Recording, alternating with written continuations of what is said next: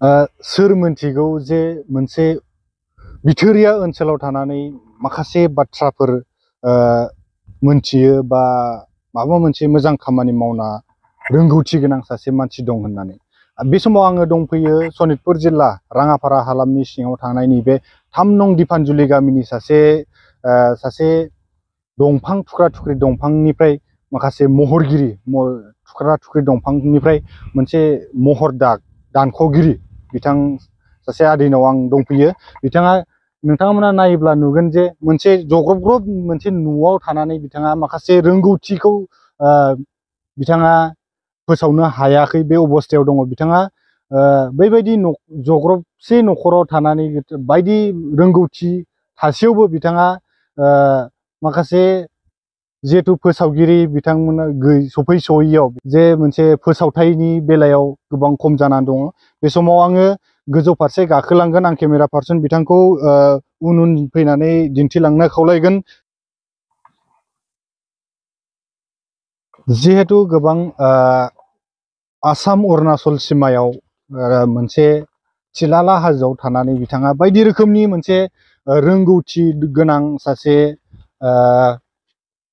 सासे सुबुं, जाय बिथाङा माखासे फोसावथाय राहा गैयैनि जाहोनाव गोबां रोंगौथि थासेयावबो बेहा जेरावबो बिथांनि रोंगौथिया गोसारनायनिफ्राय गोजानाव जानो गोनां जादों।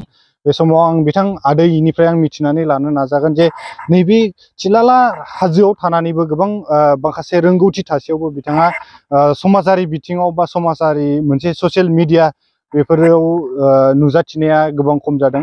बिथाङा नैबे सासे आदै, बिथाङा नैबे हाजो थिलायाव आसाम अरुणाचल सिमानि मोनसे 3 नं दिफानजुलि गामिनि नैबे हाजो थिलाला मोनसे देरा लुनानै बिथाङा आदैया थायो। नै बिथां आदैया, आं बिथांनिफ्राय मिथिनानै लानो नाजागोन जे नोंथाङा मोनसे थुख्रा-थुख्रि दंफांनिफ्राय जे मोनसे महर दानख'नाय बेहा रोंगौथि दं। नोंथाङा बेसेबां समनिफ्राय नैबे बिदि दानख'नाय हाबाफारिखौ मावगासिनो? आसलते बेफोर दाननाया 10 बोसोर जाबाय। आगोलो बहुद दानदोंमोन, प्राय गारि गंसेनि अभार बारासो बावमोन। आं धिकियाजुलियाव मिटिं जादोंमोन, प्रग्राम, बेयावबो माखासे फानबाय। सिंग्रि मेलायावबो थांदों, बेयावबो माखासे फानबाय। आरो इथिं गामिफ्राव फिसा फिसा मिटिंफ्रावबो प्रदर्शनीयाव देखायबाय कयलाजुलियाव। बेयाव मिटिं खेबथाम ना मा जाबाय, बेयावबो आं देखायदोंमोन। भालुकपुङावबो देखायबाय, बेयावबो फानबाय माखासे। ओमफ्राय फोजोबनानै आरो देग्लायनिफ्राय आरो गोदान दानबावदोंमोन। नोंथांनियाव दा दाननाय हिसाबै नोंथांनियाव मा मा दानख'नाया दं? दाननाया दा बर्थमान थानाया मानसि गोजा, ओमफ्राय खासेव दं, ओमफ्राय ओइ धोरोमनि बिजाब दोननाय थुगा होनो, बेफोरखौ दानदों। दा बर्थमान खालि मानसि गोजा आरो थानाया।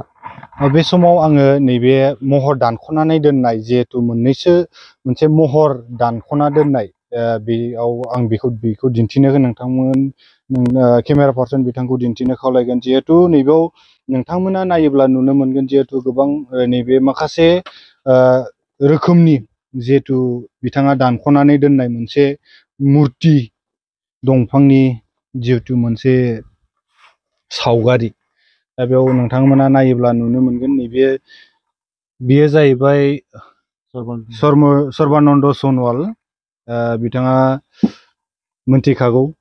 आरो बेयो जाहैबाय बर' आइजोआ, जों मोनथिगौ बर' आइजोआ गोदो खोब गथ' बानायनैबो जिहेतु मोनसे माइ सौनानै न'खर संसार खुङोमोन। बे समाव बियो दिन्थिनो नाजादों। आरो नैबे बेयो जाहैबाय बागुरुम्बा मोसानाय।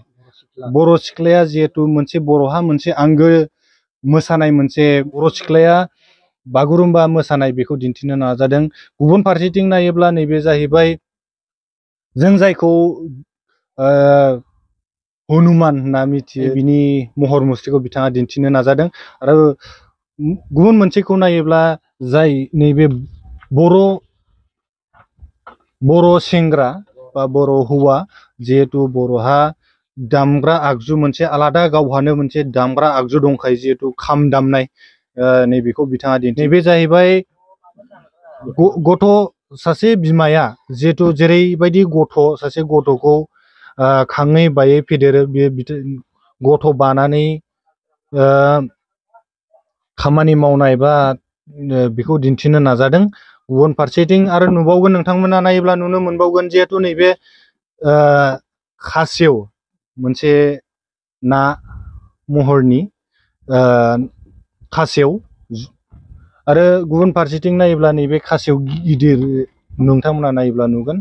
आरो नैबे जाहैबाय बिष्णु प्रसाद राभा, कलागुरु बिष्णु प्रसाद राभा। आरो बे जाहैबाय सासे राभा सिख्ला नोंथांमोना नायोब्ला नुनो मोनगोन सावगारियाव होफैनानै जिहेतु महर दानख'गिरि हिसाबै सासे सिख्लानि सासे लाइमोननि सावगारि होफैनानै बिथांनि सेम सावगारिखौ दैखांनो बिथाङा नाजादों। आरो गुबुन फारसे मोनसेखौ नायोब्ला नोंथाङा नुगोन मैदेर, जुनारनि बिथोराव बयनिख्रुइबो गिदिरसिन मोनसे जुनार मैदेर। आरो गोजौ फारसे नायोब्ला नोंथाङा नुगोन नैबेयाव बिथाङा दानबाय थानाय उवालाव माइ सौनाय, बिथाङा बेखौ महर होनो नाजागासिनो। आरो गुबुन फारसेयाव बिथाङाबो बेखौबो गथ' बानानै बर' बिमाया गथ' बानानै माइ सौनायखौ दिन्थिनो थांदों। आरो गुबुन फारसेथिं नायोब्ला नुगोन बेयाव मोनसिं सिं, जायखौ बाथौ धोरोमनि गुरु होननानै जों मिथिगौ, बिथाङा मोनसिं सिं बोराइनि महरखौ बेयाव दिन्थिनो नाजादों। आरो गाहायथिं दानफुबाय थानाय मोनसे सावगारि, बेयाव शिब आरो पार्बती बिनि मोनसे महरखौ जेरैबायदि नोंथांमोना सावगारियाव नायोब्ला नुनो मोनगोन, बेबायदि सावगारिजों बिथाङा महर होनो नाजादों। मोनसे समायना रमायना बिथाङा महर होनो नाजायो।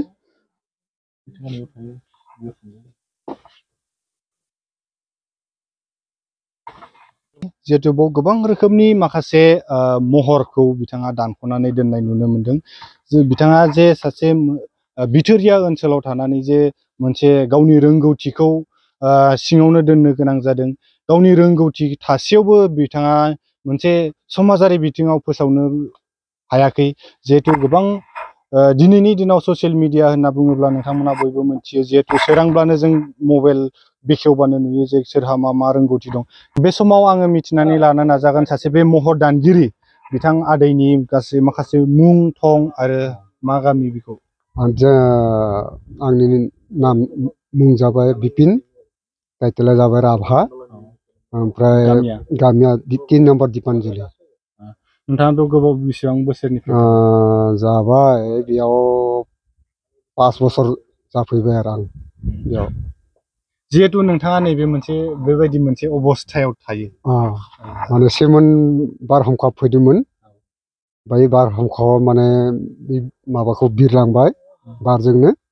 ओमफ्राय आंबो आथिं बेराम जानायखाय न'आव फाहामनो हायाखै, थायो माने बिदिनो प्लास्टिक खोबनानै त्रिपाल खोबनानै बिदिनो थायो माने। गोबां बाथ्रा मिथिबाय आं बे समाव नोंथांमोननो बेखिनिखौ फोरमायनानै दिनैनि दिन्थिनाय आयदाखौ एसेयावनो फोजोबनाय जाबाय।